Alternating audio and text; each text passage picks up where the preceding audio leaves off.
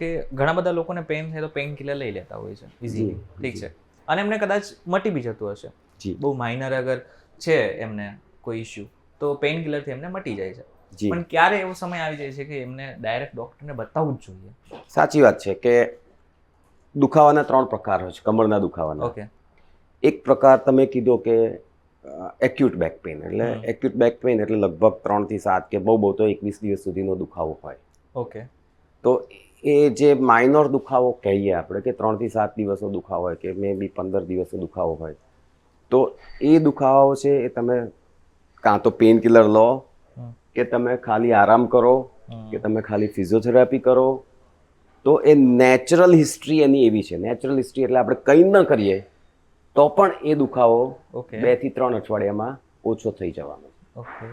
આપણે કમ્ફર્ટેબલ રહેવા માટે એને ગોળી લઈએ કે બીજી ટ્રીટમેન્ટ કરીએ કે દુખાવાની દવા લઈએ તો એ આપણને તરત આરામ મળે.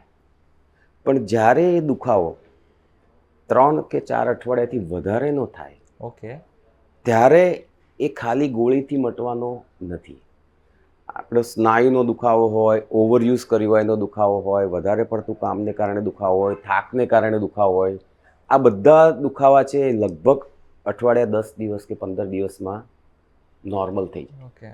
પણ જ્યારે એનાથી વધારે ચાલે દુખાવો, ત્યારે એને તમારે સહેજ સંભાળ રાખવી જોઈએ અને એનું કારણ સાધવા માટે પણ તમારે જવું પડે. બીજી 2 ચેતવણી તમને આપી દઉં. આ તો 2 ચેતવણી. એક કે જ્યારે 20 વર્ષથી નીચેના બાળકોમાં હોય અથવા તો 60 વર્ષથી ઉપરનામાં હોય તો એ દુખાવા નોર્મલ ન હોય. ઘણી વખત 20 વર્ષનાથી નીચેના છોકરામાં દુખાવો કમરનો એટલો બધો કોમન નથી હોતો. રાઈટ.